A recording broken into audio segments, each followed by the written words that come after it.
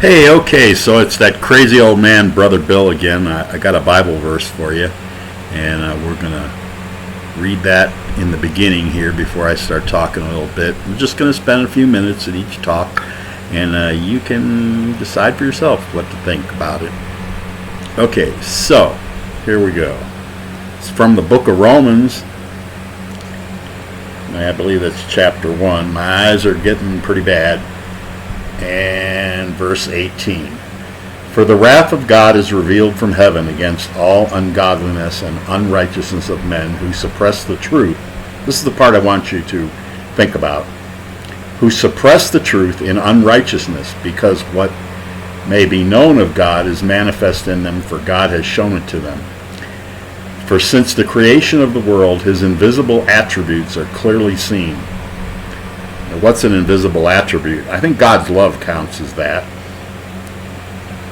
Being understood by the things that are made, that's us, even his eternal power and Godhead, so that they are without excuse.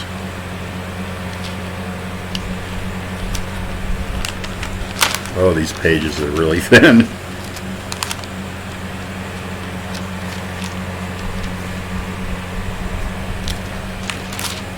Because although they knew God, they did not glorify him as God, nor were thankful, but became futile in their thoughts, and their foolish hearts were darkened. In verse 22, pay particular attention.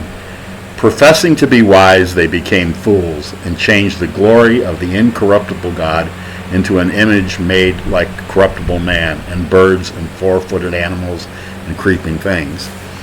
Okay, now you're probably going to tell me if you don't believe in God, you probably don't believe in the Bible. And that's okay, but you should believe in it, because there's a great deal of importance attached to it. And I don't know if it's true or not. Somebody told me a long time ago that the term history came from his story. Whose story? God's story. His story. History. Get it? Sure sounds good to me. Anyway, that's the idea. The Bible was the original textbook in the beginning, by the way, for public education. And public education itself was started in order to teach the Bible. I don't know how many of you have ever been told that. And a great many of your so-called institutes of higher learning and universities and well-known schools, colleges, and universities started as theological seminaries. And theology itself was once considered the queen of sciences. Think about that for a minute. Okay, I promised we're going to go on and talk about how to prove that God really exists. Okay, and we will. We'll have to get to it, but there's going to be some lies that have to be addressed first. Lies that you probably believe and don't even know that they're a lie. Okay, yeah, we can talk about Charles Darwin and all that. You know, come on. You really have to be, I don't know, go to the math department and have your math professor calculate the mathematical probabilities that evolution ever occurred. He's going to tell you it didn't happen the way they tell you that it did. He's in a different department, so it doesn't matter to him. Okay, anyway, the verse I just read to you speaks rather loudly about people not understanding, or people choosing to not understand, or not wanting to believe, rather, I guess that's more accurate, that God is real. If you look into the verses and reread them, you'll see in that verse, for since the creation of the world, his invisible attributes are clearly seen. Okay, now I know there's a lot of different people who would talk about a lot of different things according to these verses and what they tell you and everything like that. But God has invisible attributes. Okay, one of them I mentioned is love, justice, all the things that we hold in high esteem are. God is good. That's an attribute of God. Okay, good versus evil, etc. Okay, so here's the thing. If you, as far as evolution goes, why would you believe in evolution? Okay, yeah, sure, it tried to explain this and that, and come on, okay. Monkeys did not impart love. Man is made of, if depending on what your position is, 2 or 3 parts. Your body is only a small part of who you are. You have a spirit, a soul, a mind. You could be a trichotomist, dichotomist, whatever. You have more than one part to you. The theory of evolution doesn't address the fact of love, of courage, bravery, things that we have imparted to us, which are part of God's goodness or his invisible attributes, such as love. Now, as far as proving that God exists, we'll just think on this for a minute or two, or maybe later we'll talk about it more in another Bible talk. If you're married or you have a family, and I mean kids of your own or parents or whatever, how do you know they love you? Oh, you'd say, well, by their actions. Okay, is that empirical proof? How do you know that your wife loves you? Okay, do you have any scientific proof? Okay, this has to do with the methodology of how you arrive at the conclusion of whether God exists or not, and why I said you can prove it. Now, can you put God under a microscope? Probably not, although I'm really mystified by the Higgs boson particle, and we're not really in, the space isn't really empty all around us, and the Higgs field thing and all that. But here's really an important issue. Okay, get rid of the lies and the presuppositions and the prejudicial attitudes and things that some of these universities have taught you. What did it say here? Professing themselves to be wise, they became as fools. Okay? I wonder how many college professors who teach against creation,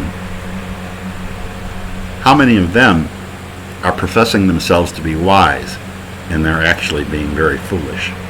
A lot more than you think. In fact, sure, you can go to college and learn a skill, a trade, or whatever, and learn something. I'm not debating that or arguing that. We have doctors and medical school and all of that, and I'm not saying it's totally worthless. But what I'm telling you is it's very foolish to not believe in God, because it undermines your perception of reality. What is the prime reality factor? Okay, if you worked out a mathematical equation, let's suppose, maybe the Drake equation, and you were working on that, or maybe Schrodinger's equation, something. If you had an error inside that equation, you would not get anything close to an accurate result. Now, I'm not a mathematician, I'm not a scientist, I'm not any of those things.